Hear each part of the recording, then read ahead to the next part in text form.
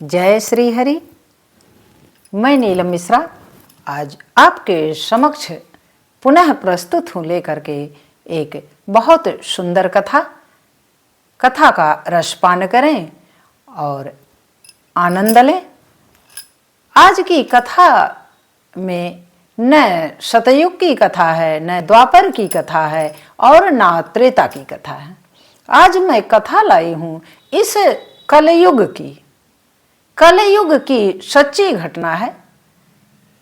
उसी की कथा है। भगवान राम के एक विशेष भक्त की कथा है।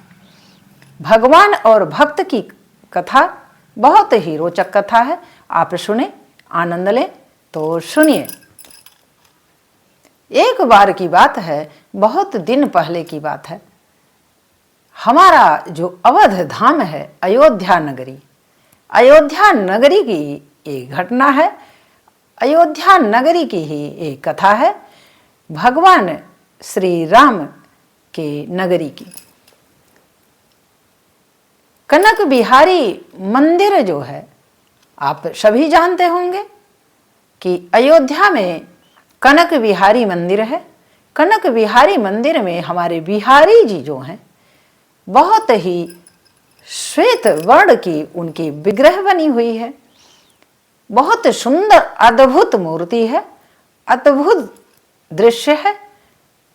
माता सीता के साथ हैं और लक्ष्मण जी भी हैं। तो इतना अद्भुत विग्रह है वहाँ, और वहाँ प्रतिदिन सभी लोग पूजा पाठ करते। वहाँ के पुजारी थे और एक संत भी थे, महात्मा जी थे। महात्मा जी भी वहीं पे रहते और भगवान की पूजा अर्चना करते, बिहारी जी से बातें भी करते। इतनी असीम भक्ति उनकी थी। अब उस भक्ति में किंतु उनका रिश्ता भगवान और भक्त का इस प्रकार नहीं था।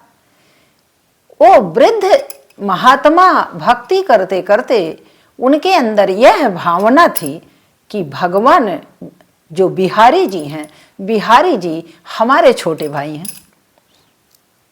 तो अपने छोटे भाई के रूप में महात्मा जी बिहारी जी को मानते और उसी रूप में उनकी पूजा करते, उनकी अर्चना करते, उनसे बातें करते, उनको भोग लगाते, उनकी आरती भी करते, सब कुछ करते, किंतु उन्हें अपना छोटा भाई ही मानते।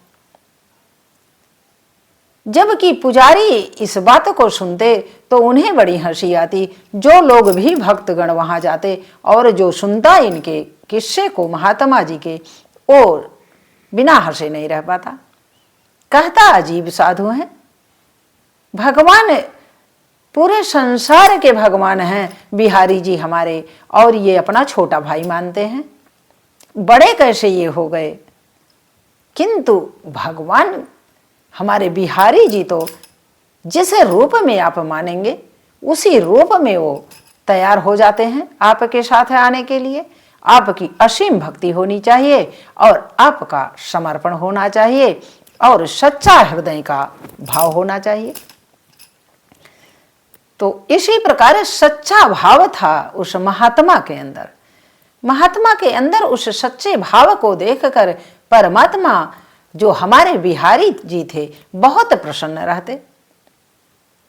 किंतु सबके गले इस बात को नहीं उतरती कि वाकई में भगवान इनकी भक्ति से प्रसन्न भी होते होंगे और ये सच्ची भक्ति है भी कि नहीं है कि भगवान को छोटा भाई मान रहे हैं। ऐसा कैसे हो सकता है? बहुत लोग ये सोचते कि ऐसा भी कैसे हो सकता है कि जो जगत का मालिक है वह इनका छोटा भाई हो सकता है किसी मनुष्य का। अब ऐसे ही चल रहा था। एक दिन की बात है, ऐसी घटना घटी कि पुजारी जी जो वहाँ के थे, तो पुजारी जी के बेटे की कुछ तबीयत खराब हुई। तबीयत खराब हो जाती है, थोड़ी खाज खुजली का उन्हें समस्या हो जाता है उनके बच्चे को। जब बच्चे को खाज खुजली की समस्या हो जाती है तो किसी ने बताया, तब आयुर्वेदिक दवाएं बहुत ही चलती थी कि हमारे जो भी प्रकृति में उपजा होता है पौधे, उसी से हम लोग दवा करते थे। हमारे पूर्वज। अब तो अंग्रेजी दवाएं आ गई हैं, किंतु अभी भी तो है, अभी भी हम लोग विश्वास करते हैं और उसका लाभ भी उठाते हैं। तो उसी प्रकार उस पुजारी जी से किसी ने कहा कि आपके बेटे का ये दुख जो है वो ठीक हो जाएगा, आप ऐसा करिए, नीला मोथा कोई पौधा है उसको ले आइए, पेश करके उसका लेप कर दीजिए और सारे शरीर में, तो आपका पुत्र सही हो जाएगा। अब पुजारी जी ने कहा ठीक है। पुजारी जी मंगवाए उसको और पिसवा करके एक गिलास में रख दिए और रख के अलमारी के ऊपर टांग दिए। जब अलमारी के ऊपर टांग देते हैं पुजारी जी, तो अब वहीं पे चूकी रहते थे भगवान की सेवा में। बिहारी जी की सेवा में रहते, सुबह स्नान आदि के उपरांत पूजन अर्चन वंदन करते, भोग लगाते, आरती करते, सारी प्रक्रिया पुजारी का ही था। अब पुजारी जी और दूध का भोग लगता, माखन मिश्री का, वो मिश्री और दूध का भोग प्रतिदिन बिहारी जी को लगता। तो मिश्री और दूध, गाय का दूध है आता और गाय के दूध में मिश्री डाल के प्रतिदिन बिहारी जी को अर्पित करते। संयोगवश कि उसी अलमारी के ऊपर एक मिश्री का भी गिलास डब्बा रखा हुआ था और मिश्री का किसी गिलास में ही रखा हुआ था। जिस प्रकार के पात्र में वो दवा रखे थे उसी प्रकार के पात्र में उन्होंने मिश्री भी रखा था। अब दूध को उतारे हो और रात्रि में जब बिहारी जी को भोग लगाने की बारी आई तो रात्रि हो चुका था। तब बिजली तो थी नहीं, थोड़ा अंधेरा था, दीपक की लौ उतनी साफ नहीं दिखाई दे रही थी। पुजारी जी ने गलती से उस गिलास को, उस पात्र को उठाया और उस दूध में उसी को डाल दिया, विषैले पदार्थ को। जब उसको डाल देते हैं और उन्हें यह भान होता है कि मैंने मिश्री डाला है, और मिश्री समझ करके वो जाते हैं, भोग लगा देते हैं। किंतु ये बिहारी जी की ही महिमा थी कि बिहारी जी को यह पुजारी जी को बताना था कि हम हर रूप में आने के लिए तैयार होते हैं अपने भक्तों के करुण पुकार पर, सच्ची भक्ति पर और सच्चे प्रेम पर। तो बिहारी जी की ही कृपा थी कि पुजारी जी ने ऐसा गलती कर दिया। अब जब वो गिलास में का दूध लेके जाते हैं तो गिलास का दूध काला पड़ जाता है, किंतु अब उस अंधेरे में पुजारी जी ने तो देखा नहीं और ले जाकर के भगवान को भोग लगाए। तो भगवान, हम अगर ये सोचते हैं कि मंदिर में जो प्रतिमा आप प्राण प्रतिष्ठा करवाते हैं उसमें भगवान का वास नहीं है, उसमें संशय है, तो यह हम आप भ्रमित हैं। ऐसा कदापि नहीं सोचना चाहिए, क्योंकि अगर प्राण प्रतिष्ठा हो, हम लोगों ने मंत्रोच्चारण से भगवान की स्थापना कराई है, तो भगवान का वास वहाँ जरूर होता है। चाहे देवी रूप में आप कराएं, चाहे हनुमंत लाल के रूप में कराएं और चाहे राम और कृष्ण के रूप में कराएं, वो परमात्मा का उसी स्वरूप में उनका कार्य वहां प्रारंभ हो जाता है और अपने भक्तों की रक्षा करते हैं, अपने भक्तों के मनोकामना को पूर्ण करते हैं। बस हमारा विश्वास होना चाहिए, हमारी सच्ची श्रद्धा होनी चाहिए। अब यही श्रद्धा की कहानी ही ये है। जब पुजारी जी भोग लगा दिए और भोग लगा करके और वो चले जाते हैं अंदर सोने के लिए, क्योंकि प्रतिदिन जब भोग लगता था तो सुबह वो गिलास जब उठाया जाता तो उस गिलास में कुछ भी नहीं रहता, क्योंकि बिहारी जी उस दुग्ध का पान कर लेते और आनंद से पुजारी जी सो जाते, सुबह उस गिलास को लाते। यह प्रतिदिन का उनका काम था। किंतु उस दिन जब उन्होंने वह ले जाकर के गिलास को रखा दूध का मिश्री डाल के, तो मिश्री डाल के जब रख आते हैं तो जैसे ही 1-2 घंटे बीतते हैं रात में, 12 बजे के करीब क्या होता है कि भगवान जो हमारे बिहारी जी हैं, बिहारी जी कहते हैं, क्या कहते हैं कि अपने मतलब एक दुख भरी आवाज में बोलते हैं कि महात्मा भैया आ जाइए, हमारे बड़े भैया आ जाइए, हमें बड़ा संकट आ पड़ा है। अब जब जोर जोर से आवाज उस महात्मा के कानों में जाती है, जो महात्मा भगवान को, बिहारी जी को अपना छोटा भाई मानते थे, क्योंकि उनकी सच्ची लगन थी, सच्ची लगन, सच्ची भक्ति, सच्चा प्रेम और समर्पण तो भगवान को सम्मुख तुरंत खड़ा कर देगा। बस हमारा सच्चा प्रेम होना चाहिए। अब जब भगवान की आवाज सुनते हैं, बिहारी जी की आवाज कानों में जाती है महात्मा के, महात्मा उठ के बैठ जाते हैं, कहते हैं हो क्या गया, आज हमारा छोटा भाई हमको पुकार रहा है।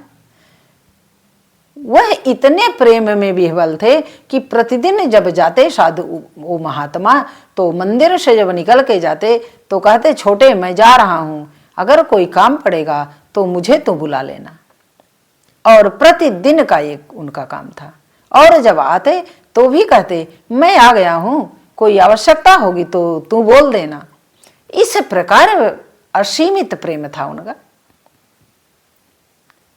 तुम्हें और आपकी भावना से परे था। अब जब सुनते हैं महात्मा जी तो सुन करके उन्हें बहुत कष्ट होता है और अति शीघ्र उठ कर जाते हैं, तो मंदिर का कपाट खोलने के पहले पुजारी जी को जगाते हैं, क्योंकि पुजारी जी ही प्रतिदिन बंद करते कपाट और प्रतिदिन सुबह वो कपाट को खोलते। पुजारी जी को जगाया, उन्होंने कहा कि अरे भैया उठो, हमारा छोटा भाई पुकार रहा है। तो पुजारी जी को बड़ी झल्लाहट हुई, उन्होंने कहा ये पता नहीं क्या बात कर रहे हैं, ऐसा कहीं हो सकता है कि बिहारी हमको पुकारेंगे, वो सर्वशक्तिमान स्वयं हैं और हमारी क्या जरूरत उन्हें है। अब पुजारी जी क्या जाने कि सच्चा प्रेम में तो बहुत बड़ी शक्ति होती है। परमात्मा स्वयं छोटा बन जाता है और भक्त को अपने ऊपर कर लेता है। जब उठते हैं पुजारी जी तो पुजारी जी कपाट खोलते हैं, महात्मा जी दौड़ते हैं, कहते हैं क्या है मेरे छोटे भाई, बता तुम्हें क्या हो गया है। महात्मा जी अंदर जाते हैं, देखते हैं कि वह दुग्ध स्वरूप जो बिहारी जी का विग्रह बना हुआ है कनक बिहारी मंदिर में, वो पूरा काला पड़ गया था, क्योंकि वह विष युक्त दूध भगवान ने ग्रहण कर लिया था। और वो कह रहे थे मुझे कष्ट हो रहा है, मुझे मेरे हृदय में जलन हो रही है। अब इस प्रकार कराह करके महात्मा जी को बुला रहे थे। महात्मा जी ने जल्दी जल्दी कहा, पुजारी जी से कहा कि जल्दी जल्दी ले आओ गुलाब जल वगैरह ठंडे पदार्थ का किसी पेय बनाओ कि जिससे अपने बिहारी को मैं पिला सकूं, हमारे बिहारी का कष्ट दूर हो सके। और सब लोग इसे इतने में बहुत लोग जुट जाते हैं अगल बगल वाले, और बिहारी जी के मंदिर में अंदर वही महात्मा लेकर जाते हैं और तरह तरह के पेय, तरह तरह का पेय लेके जाते हैं। और उस गिलास में थोड़ा सा वो जहरीला दुग्ध बचा हुआ था। उनका दर्द दुख अच्छा नहीं हो रहा था, थोड़ी शांति मिली बिहारी जी को हमारे, जो कि सर्वशक्तिमान हैं, पूरे संसार तीनों लोकों 14 भुवन के मालिक हैं। उनको भी कष्ट हो रहा था, क्योंकि वो भक्त को ये दिखाना चाह रहे थे कि हमारा भक्त कितना मुझे प्रेम करता है। संसार को दिखाना चाह रहे थे, संसार को समझाना चाह रहे थे, पुजारी को समझाना चाह रहे थे प्रभु कि संशय नहीं करना चाहिए, संशय ही हमारे सबसे बड़ा अविश्वास की कड़ी होती है। अब जब उसमें दुग्ध बचा हुआ था तो बिहारी जी को जब थोड़ी सी शांति मिली हृदय में ठंडा पेय पीने के बाद, तो उन्होंने कहा महात्मा ने कि प्रभु ये बताओ, मेरे छोटे भाई ये बताओ कि तुम्हारा ये जो विग्रह है यह इतना काला पड़ गया है और दुग्ध सा चमक रहा था कर्पूर के समान, और इसके लिए क्या उपाय किया जाए कि आपका फिर धवल स्वरूप हो जाए। तो उन्होंने कहा कि जो इसमें, इस गिलास में, इस पात्र में जो दूध बचा हुआ है, थोड़ा सा वही विषैला दूध, इस दूध में 1.25 मन दूध मिलाया जाए। 1.25 मन दूध ला करके इसको मिलाइए और सबको एक एक चम्मच, एक एक आचमनी प्रसाद बांट दिया जाए, हजारों लोगों में जितने लोग पा सकें, तो मेरा दुख दर्द समाप्त हो जाएगा और मेरे भक्तों के आशीर्वाद से मेरा यह जो कालिमा युक्त शरीर है, विग्रह है, ये हमारा पुनः धवल हो जाएगा। जब इस प्रकार महात्मा से कहते हैं बिहारी जी कि बड़े भैया यही उपाय करा दो तो मेरा पुनः धवल स्वरूप हो जाएगा। अब महात्मा जब सुनते हैं तो महात्मा आकर के इतने में तो रात्रि बीत जाती है। अब बहुत लोग, पूरे गांव के लोग जुट जाते हैं, पूरे जगह जगह के लोग आते हैं सुन करके कि ऐसा कैसे हो सकता है, और बिहारी जी किसी महात्मा के छोटे भाई हैं क्या? वैसे लोग हंसी उड़ाते थे। किंतु आज तो समझ में आ गया कि भक्त जब पुकारे तो भगवान तो किसी रूप में आ सकते हैं। जिस रूप में आप स्मरण करें, जिस रूप में आप करुण पुकार करें, वो आने के लिए तो तैयार हैं। उनकी सुंदर छवि को देखकर तो हर मनुष्य मोहित हो जाता है। तो इस प्रकार अब सुबह होते होते 1.25 मन दुग्ध का पूरा व्यवस्था की गई। व्यवस्था सभी भक्तों ने किया। भक्तों ने ला करके 1.25 मन से अधिक दूध आ गया और उस दूध में वह गिलास का विष युक्त दूध मिलाया गया। जब मिलाया जाता है उस पात्र का दूध तो जो भ्रमित लोग होंगे वो तो कहेंगे भैया मैं तो नहीं पीऊंगा क्योंकि मुझे मरना नहीं है। किंतु जो भी भक्तगण रहेंगे तो भक्त के लिए क्या होता है, भक्त तो अमृत समझ के पिएगा। तो अमृत समझ के अगर हम पान करते हैं तो वाकई में वो अमृत ही होगा हमारे लिए। जैसी हमारी भावना वैसा हमारा फल। अगर हमारी भावना उत्तम है तो हमें फल भी उत्तम होगा। संशय जहां उत्पन्न हुआ वहीं सारे कार्य बिगड़ जाते हैं। अब जैसे ही महात्मा जी ने कहा कि बिहारी जी की मूर्ति धवल तब होगी जब इस दूध को सभी लोग चरणामृत के रूप में भक्तगण ले लेंगे तो बिहारी जी की प्रतिमा धवल हो जाएगी। बिहारी जी का सारा संकट दूर हो जाएगा। उनके विग्रह का जलन जो है हृदय का सब समाप्त हो जाएगा। अब यह सुनकर सारे भक्त जय जयकार करने लगते हैं और कहते हैं लाइए मैं पी लूं, लाइए मैं पी लूं। और पूरा जितनी प्रजा थी, जितने जनता थी, जितने भक्तगण थे, सभी लोगों ने सारा दुग्ध जो चरणामृत के रूप में आया था सारे दूध का पान कर लिया। और जैसे जैसे वह 1.25 मन दूध का पात्र खाली होता गया वैसे वैसे बिहारी जी की प्रतिमा का वो कालिमा छटती गई और बिहारी जी का जो शरीर है, वो विग्रह रूप है, वो धीरे धीरे धवल हो गया। जब धवल होता गया किंतु उस जिसमें दूध रखा गया था उसमें इतना सा दूध कहीं रह गया था, वो काला विषयुक्त दूध। पात्र में, उस पात्र में इतना सा दूध बचने की वजह से परमात्मा बिहारी हमारे जो हैं, बिहारी जी के हाथ में थोड़ी सी कालीमा बची थी। तो उस कालीमा को जब इस चरणामृत सबको लेने के उपरांत जब ये बात होती है, तो जब जाते हैं महात्मा अंदर, जाते हैं मंदिर में, तो क्या देखते हैं कि सारी मूर्ति, सारा विग्रह प्रभु का तो एकदम धवल हो चुका है। किंतु उन्होंने ध्यान से देखा तो बिहारी जी के हाथ में थोड़ी सी कालीमा थी, थोड़ी सी कालीमा थी। तो उन्होंने पूछा कि अरे छोटे भाई, तूने ये क्यों नहीं साफ किया? ये तो तुम्हारा रह गया। कैसे रह गया? तूने तो कहा था कि सारा दुग्ध का पान जो लोग कर लेंगे चरणामृत का, तो हमारी सारी कालीमा दूर हो जाएगी। और कालीमा तो दूर ही नहीं हुई और थोड़ा सा बच गया कैसे? तब बिहारी जी समझाते हैं कि अरे बड़े भैया, आपने ध्यान नहीं दिया।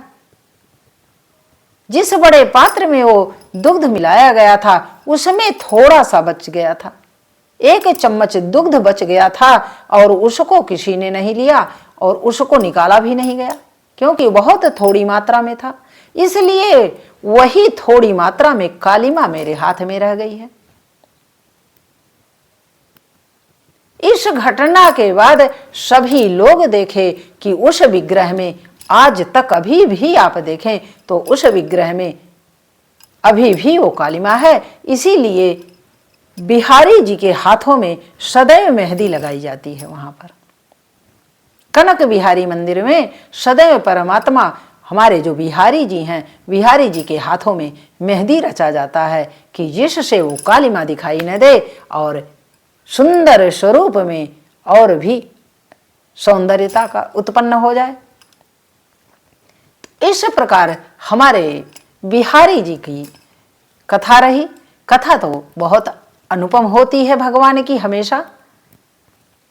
और उस महात्मा के इस घटना के बाद, इस परमात्मा की कृपा के बाद पुजारी जी भी नतमस्तक हो जाते हैं। सारे जितने भक्त थे, भक्त गण भी नतमस्तक हो जाते हैं और कहते हैं महात्मा जी से कि धन्य हो आपकी भक्ति और धन्य हो आपका प्रेम, कि आपने अपने छोटे भाई के रूप में भगवान को बुला लिया और भगवान आपके सम्मुख आकर के बात किए और आपसे अपना कष्ट भी कहे। यह आपका प्रतिदिन का वार्तालाप आज सबके सामने आ गया। आपका वह अनन्य प्रेम है, इस प्रेम की जय जयकार होती है। तो हमारे बिहारी जी की यह महिमा तो बहुत ही अनुपम है। महिमा का गुणगान शब्दों में नहीं किया जा सकता और न उनके स्वरूप का गुणगान किया जा सकता। वो तो अति सुंदर हैं, अति मनमोहक हैं। किसी कवि ने लिखा भी है। क्या लिखा है आप भी सुने। तेरी मंद मंद मुस्कनियाँ पे, तेरी मंद मंद मुस्कनियाँ पे बलिहार राघव जी, हाँ बलिहार राघव जी। तेरी मंद मंद मुस्कनियाँ पे, तेरी मंद मंद मुस्कनियाँ पे बलिहार राघव जी, हाँ बलिहार राघव जी। तेरे बाल हैं घुंघराले जैसे मेघ हैं काले काले, तेरे बाल हैं घुंघराले जैसे मेघ हैं काले काले।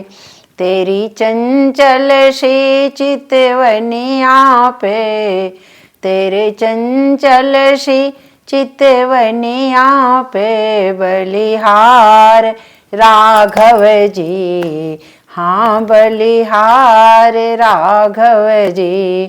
तेरी चंचल सी चितवनिया पे बलिहार राघव जी, हाँ बलिहार राघव जी। तेरी मंद मंद मुस्कनिया पे, तेरी मंद मंद मुस्कनिया पर बलिहार राघव जी, हाँ बलिहार राघव जी। बोलिए श्री रामचंद्र की जय।